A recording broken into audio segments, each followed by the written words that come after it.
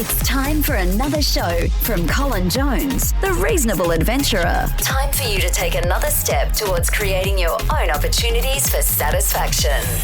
And it is a huge welcome to you all to episode 120 of the Reasonable Adventurer. And look, it's been actually a few days. I think I'm a few days overdue with this episode, so apologies there. However, the thinking, wow, so much thinking going on. A little bit of travel in the last little bit of time. And, you know, those moments where you're in the airport, able to sort of step back from life and just think.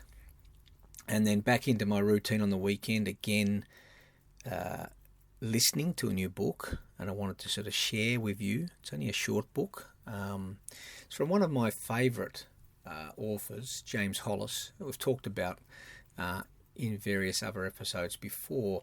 He's clearly approaching his retirement. He's well truly into his retirement, but really reflecting back on his life. And he's written a wonderful book. I certainly recommend it to you. Living with Borrowed Dust: Reflections on Life, Love and Other Grievances. It's I haven't quite got to the end of it, but I'm very close. But it's just so wonderful. And I wanted to share it with you straight away because I just thought, I can't wait. It really just... And the reason why I wanted to share it was because he's coming at the notion of adventuring and many of the themes that I am building up towards in terms of the primed adventuring. And yet his angle reconciles beautifully with the other work that I've been doing, the other ideas I've been using. And that's sort of not surprising because he's on my bookshelf already, but he's coming at it from a Jungian psychoanalyst perspective. And I have that with certain topics, but not necessarily as the spine of my thinking. And so it was really nice to sort of listen in and sort of get a real feel for, obviously, a really deep thinker and somebody who's really reflecting on their life and their challenges and thinking about what it actually is they've been championing and how does that now make sense in the twilight of their life. So, just an excellent book. So, why don't we step in? He really talks about the notion of the soul and what it's trying to tell us in quiet moments. And I think we've talked about it in terms of your calling, same thing. But I think the ground that he covers in this space is just another way of tapping in to those sentiments. So, look, let's dive in. At the heart of this book, Living with Borrowed Dust, is a simple but profound idea. The soul is always speaking to us. We just need to learn how to listen. Hollis suggests that in our noisy, distracted world, we often lose touch with the part of ourselves that knows us best. The soul isn't some mystical abstraction. It's the inner compass, the quiet voice beneath the surface that nudges us towards being authentic, being able to grow, being able to find meaning.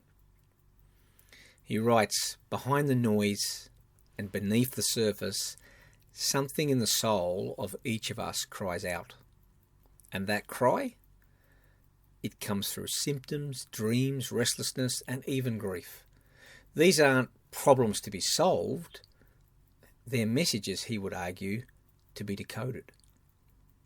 So the big idea here is that life's challenges are not detours, they're invitations. Invitations to engage with the soul, to ask deeper questions, and to live more consciously. And that really comes through strongly. You can sort of picture him in his almost, I suspect, some sort of retirement village, this man of such great intellect, and finding more time to listen to himself. It's a fascinating sort of journey that's sort of coming full circle for him. He builds the book around a series of essays. And they sort of, well, for me, they feel like conversations with a wise mentor.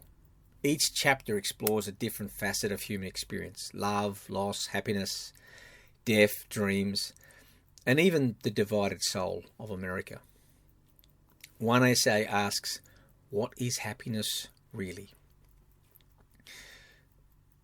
Hollis doesn't define it in terms of pleasure or achievement. Instead, he sees happiness as the byproduct of living in alignment with the soul's summons. It's not something we chase, it's something we uncover.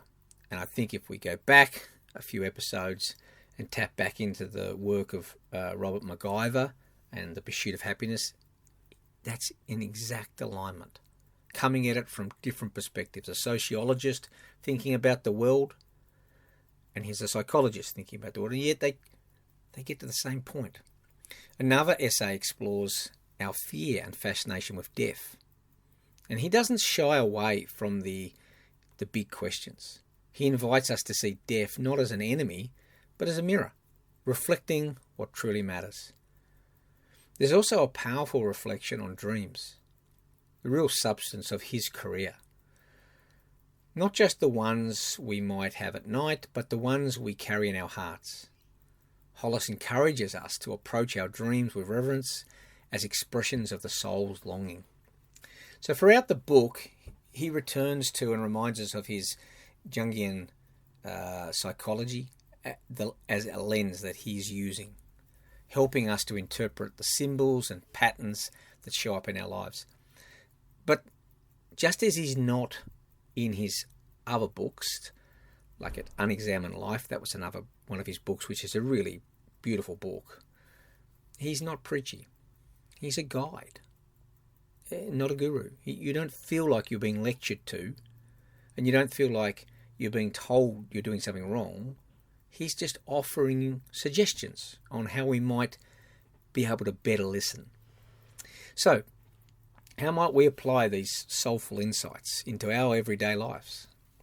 Well, here's a few practical takeaways that I've gleaned so far. Pay attention to your symptoms. Anxiety, fatigue, even boredom. They're not just nuisances. They might be signals from the soul asking you to change course or to dig deeper. Honour your dreams. He suggests maybe keep a dream journal. Reflect on these recurring themes. Ask yourself, what is my unconscious really trying to tell me? Create quiet. Hollis reminds us that the soul speaks in whispers. Turn down the noise, literally and metaphorically, and spend time in solitude. So you can sort of sense we've got some Rollo May coming through here with the pause. We've got some Thomas Merton coming through here in terms of solitude. So walk without headphones. Let silence do its work. And ask better questions. Instead of what should I do, try what is my soul asking of me. That shift, Hollis would argue, can change everything. Accept ambiguity. One of the key tenets of the reasonable adventure, right? The soul doesn't deal with certainties. Learn to live with mystery and trust that clarity will come in its own time. These practices aren't about fixing yourself. They're about befriending yourself. I love this. This is a theme that comes through the book. I think it's fantastic. So, what other echoes am I picking up from this work to perhaps other writers and people we might have thought of in the past? Well, obviously Carl Jung. It's really the foundation of James Hollis's life, of his work. But the concept of individuation, the process of becoming who you truly are, that's very clearly central to all of Hollis's thinking in this latest book. Parker J. Palmer, Let Your Life Speak. He talks about listening to the inner teacher. That's the soul. But in a different language or a different discipline. Thomas More, in Care of the Soul, he invites us to see everyday life as sacred. Hollis builds on that, adding a psychological level or more depth. And even Rainer Maria Rilke, the poet, that sort of shows up in spirit. His call to live the questions is a thread that sort of runs through all of Hollis's essays. These thinkers all point to the same truth. The soul is not a problem to be solved, it's a mystery to be lived. So, what makes this living with borrowed dust stand out? Well, first, it's not a self-help book in the traditional sense. There's no bullet point solutions or 5-step plans. I think Hollis respects the complexity of the human psyche. He spent his entire life studying it. So he doesn't simplify, he deepens. Second, the tone is gritty and it's grounded. You can picture him in his chair or at a desk in this retirement home, looking backwards, but still having the courage to look forward. He doesn't romanticize the soul. He acknowledges that listening to it can be painful. I might ask you to leave a job, confront a fear, or grieve a loss, but he insists that this discomfort is the path of growth. Lastly, Hollis is writing this for adults, not just in age, but in maturity. This is maybe where I've connected to his work in the past. His most recent works, they tend to be sort of saying to somebody who's 40, but more 50, hey, your life's not over. It's just beginning. You've done a lot of the hard yards over here with your career and your family. Now it's time to listen to who you are and where you need to go. This is the very essence of primed adventuring. The very, very essence. And I'm getting so excited pulling all the pieces together. As I've said in previous episodes, my challenge is I need to have my website completed. I need to have a series of books. I need to have courses. I need to have coaching. So I have a whole raft of material and engagement opportunities for everyone to be able to come in and really play and experience this notion of the primed adventurer. Something that is quite new, I believe, in terms of preparing yourself to live your fullest life. And the works in the past of Hollis have connected with me on that basis. He assumes you're ready to take responsibility for your life. And I think that's rare and it's refreshing, and I think that's why I'm so drawn to his approach. So, what might it all mean for our friend, the Reasonable Adventurer? Well, let's think about how Hollis's soulful wisdom connects to the 6 attributes of the Reasonable Adventurer. Well, intellectuality. He invites us into a deep reflection, challenging us to think critically about our beliefs, our fears, our desires. Context is in place, but so are we. We go through so many different contexts that change our relationship with material, with ideas, with theories, with concepts. But the one thing that doesn't change is our soul. It's always been there talking to us. And I think what he's asking us to do in the case of our intellectuality is to try to find ways to connect it. What is it that we always knew? Close friendships. While the book is very introspective, it reminds us that soulful living, enhances our capacity for authentic relationships. In terms of independence in value judgments, well, Hollis encourages us to trust our inner voice over societal expectations. It's a call for self-authorship. It's right on the money. And as I mentioned a little while ago, tolerance of ambiguity. Well, this is absolutely central. Hollis is advising us to live with uncertainty, to embrace the unknown as part of the soul's journey, like the revealing of the inner of that onion. another layer, another layer. Eventually, we'll get to the essence of it. Breadth of interest. Well, the essay spans psychology, spirituality, politics, art, showing how the soul touches every domain of life.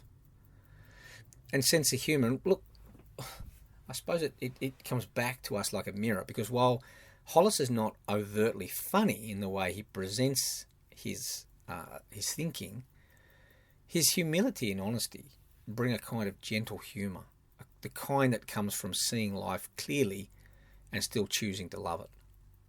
So there you have it. Living with Borrowed Dust by James Hollis, a book that doesn't just speak the mind, it sings to the soul. If you've ever felt like living someone else's life or searching for something that you can't quite name, this book might be the mirror you need. Thanks for joining me today. If this episode moved you, share it with someone who's ready to listen to their soul. Leave a message for me. I'd love to hear from you. And remember, until we meet again, search for adventure everywhere.